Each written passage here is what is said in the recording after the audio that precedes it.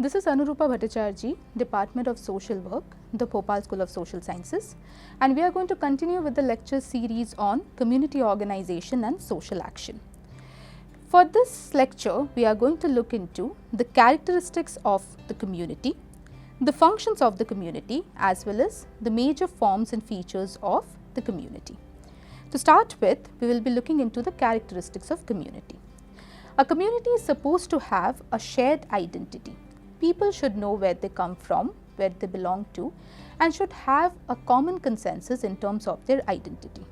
Along with that, they should have a shared purpose of livelihood, so that there are no contradiction in terms of living together within the same community. Obviously, there will be no conflict if they know the purpose very clearly. They also should have some common objectives of living, wherein they look forward to how their livelihood would be, what are the social functionings and the social roles that they are supposed to take care of, and also how would they contribute to the larger society.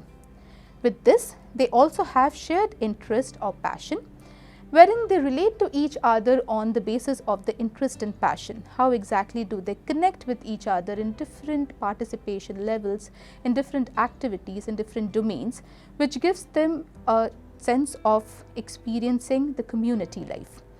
They also somewhere exert the common behavior, wherein they will be having the common behavioral traits, specifically when we talk about livelihood, or if we have to talk about how exactly they want to lead their lives and how their professions would be, their housing, their families, and likewise. So all this 5 together brings out the characteristics of the community. Moving ahead to the functions of the community. The first function becoming the economic factor, which involves the production, the distribution, and the consumption of all the resources, wherein equal distribution, production, and consumption of all the resources are somewhere given importance to have a healthy community. The people should have access to all the resources, be it something related to consumption, distribution, or production, and somewhere this would also have a positive impact in their economic factors. With this, they will also be looking into the functions of socialization, how they relate to each other, how the conversations between the people happen, or also how the interrelatedness or interrelationship between the people for a community living is important. We will also look into the factors of community control or social control, wherein everyone knows what are the do's and don'ts within the community. There should be certain norms set based on which the community people need to function, and for that reason there should be a degree of control in terms of their functioning.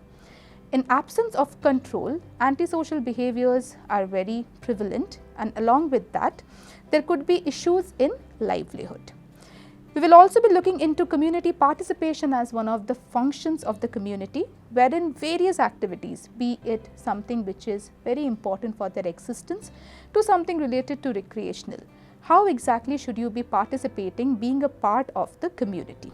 And finally, the mutual support. Having the consensus, having mutual understanding, respect in the community is something which leads to a healthy living. We will be looking into this as one of the important functions of the community which leads the people live together in harmony. We will move forward to the next segment of the lecture series, which is major forms of community. In this, we will start with the urban community. Now, urban community can be characterized by a geographical area with high density of population.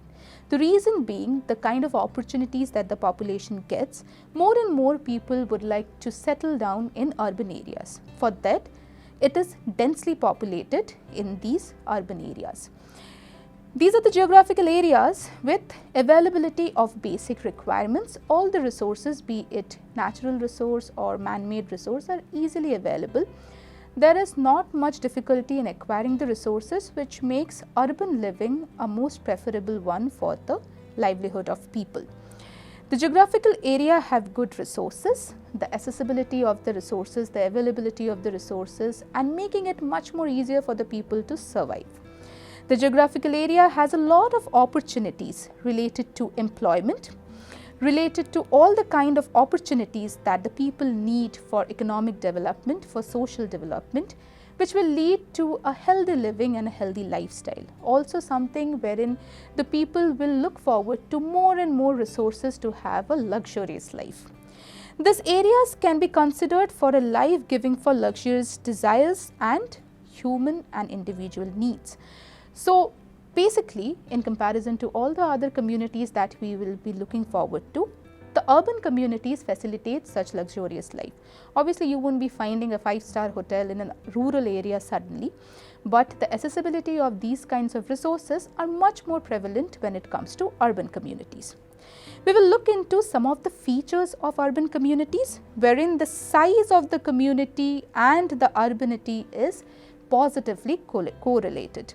So the size of the community is densely populated, as we have already discussed in the previous slide. When it comes to urbanity, it is always positively related. That means urban livelihood results to something that will enhance the size of the population. Nuclear families are more popular in urban areas. Because of the cost of living or because of the livelihood patterns, people actually prefer living in nuclear families than in joint families. The division of labor and occupational specializations are much more common. So based on the education qualification, based on the specialization, based on whatever area of work one has expertise on, the divisions of labors are made in urban areas. The cities symbolizes cultural heterogeneity, wherein you can find a flush of culture, numerous cultures coming together, numerous people with varied backgrounds coming together and living. There is no much homogeneity when it comes to the population, which makes it culturally much more diverse. And urbanity and mobility being positively correlated, the more opportunities, the more movement of the people towards it. Hence, urban population is seen to have much more mobility in comparison to other places, because they are always in search of new opportunities. We will move on to the next type of the community, which is rural communities.